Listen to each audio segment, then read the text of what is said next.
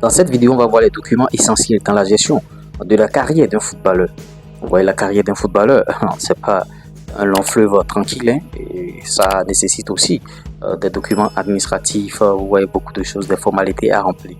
Le premier document dont je vais vous parler dans cette vidéo, c'est bien sûr le contrat de travail professionnel. Vous voyez, un footballeur professionnel doit avoir son contrat de travail professionnel. La durée de contrat, c'est-à-dire, bon, les footballeurs, ce sont des contrats à durée déterminée, bien sûr. Vous voyez, après la durée de contrat, les modalités, les primes, les salaires, tout ça là est listé dans ce contrat-là. Même les joueurs amateurs ont de contrats, bien sûr, vous voyez, avec leur centre de formation, leur club amateur, tout ça, tout juste pour que chacun sache ce qu'il a fait, bien sûr, dans ce milieu-là. Le deuxième type de document auquel je vais vous convier, c'est bien sûr l'assurance. Vous voyez, chaque joueur doit être assuré. Vous participez à un championnat, un quelconque championnat. Si vous n'êtes pas assuré, vous n'allez pas participer parce que même en remplissant les formalités, en vous inscrivant, ça demande tout ça là dans la base de données. Votre assurance, est-ce que vous êtes assuré, est-ce que vous êtes ci, est-ce que vous êtes ça. Maintenant, si vous êtes un joueur étranger, j'aborde le prochain document, vous devez avoir un contrat de travail, bien sûr. Si vous allez jouer dans un pays étranger, vous devez avoir un contrat de travail qui est un peu différent, bien sûr, du contrat professionnel, un contrat de travail, tout ça. Et en tant que joueur étranger aussi, vous devez avoir votre passeport, vous voyez, passeport, parce que dans la base de données qui consiste à vous enregistrer pour le championnat, ça demande tout ça, passeport.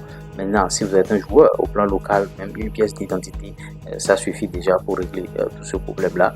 Et vous voyez, c'est un peu ça. Maintenant, pour les joueurs professionnels aussi, il y a des contrats de droit à l'image. Si vous prenez des joueurs comme les Kylian Mbappé, des joueurs tels que les Neymar, les grosses stars, les Vinicius Junior, ils ont des contrats de droit à l'image, tout ça. Et vous voyez, ça s'ajoute bien sûr à leur rémunération dans leur club. Ces contrats n'ont rien à voir avec leur club, hein, vous voyez.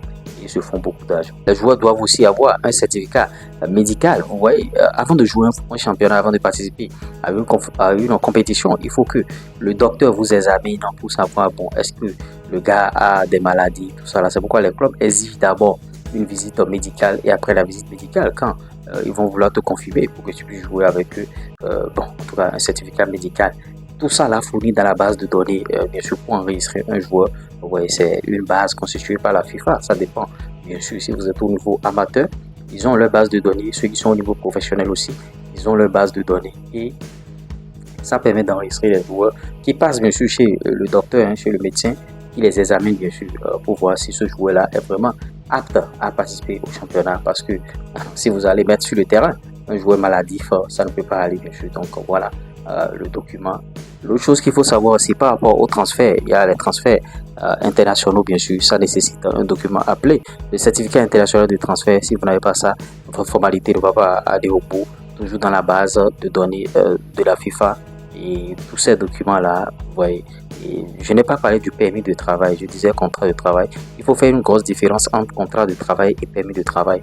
Contrat de travail, ça c'est entre le club et vous, contrat professionnel, tout ce que vous voulez. Maintenant, le permis de travail, c'est entre le pays.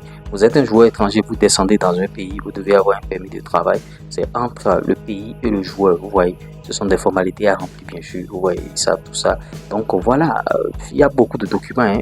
Et l'autre document que je peux vous conseiller aussi, c'est votre CV, votre curriculum vitae.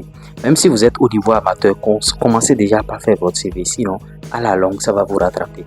Notez déjà votre CV, mettez à jour votre CV au fur et à mesure. Mettre à jour, ça voudra dire quoi? Même si tu joues un petit club de quartier en amateur, un centre de formation, mais d'abord, mets l'année, mets bien sûr ce club-là, et tu vois, d'année en année, tu mets à jour ton CV. Là, quand on va te demander ton CV, tu n'auras plus de problème. Moi, j'ai été confronté à cela parce que des joueurs me demandent leur CV, tu leur demandes de te fournir toutes les informations. Tu n'as pas toutes les informations, mais quand tu termines le CV, on t'envoie un message, on dit le CV a été rejeté ou bien le CV est incomplet parce que il y a ci, il y a ça, il y a ci, il y a ça. Et bon, il faut ajouter tant. Tu n'es pas un magicien pour bien sûr ajouter les informations au CV. Vous voyez, il faut que les joueurs te fournissent fournisse assez d'informations.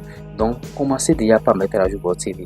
Ça va beaucoup vous aider. C'est pas quand il y aura un test ou bien un recrutement que tu vas commencer par à faire un CV maintenant, tout ça là. Non, c'est pas ça. Ça ne se passe pas comme ça. Moi, personnellement, j'ai été confronté à cette situation-là où un joueur me demandait de lui faire un CV, mais le joueur n'ayant pas fait les classes, c'est-à-dire la formation, le joueur, bon, ayant joué dans des clubs dans son pays, le CV n'était pas à jour. Moi, j'ai travaillé avec les informations que moi j'avais sous la main. Ouais. Maintenant, le CV, si vous le faites de manière manuscrite, saisie, tout ça là, avec le graphiste, vous allez faire aussi votre CV vidéo. Ouais, votre CV vidéo. Et bon, ajouter les éléments. Bon, CV vidéo, vous allez me dire, mettre à jour un CV vidéo, c'est pas facile, c'est reprendre toute la vidéo chaque fois. Ouais, c'est comme ça, parce que tu ne peux pas couper des parties. Peut-être que tu étais plus jeune avant et tu es devenu vieux maintenant. Tu ne peux pas faire truc là. Donc, il faut veiller à ces petits détails-là qui vont beaucoup vous aider dans votre carrière. Parce que, ouais, c'est de ça qu'il s'agit. Il y a des choses qu'on ne vous dira jamais. Et si vous ne suivez pas ces genre de vidéos, vous ne serez pas informé, vous n'aurez pas les informations justes pour pouvoir faire ce que vous avez à faire. Parce que, vous voyez, on a que bien sûr de vous informer, de tout vous dire pratiquement concernant votre carrière. Si vous avez aimé bien sûr cette vidéo, likez, partagez, abonnez-vous. On revient à tout moment pour d'autres contenus sur la chaîne. C'était moi. Allez, ciao.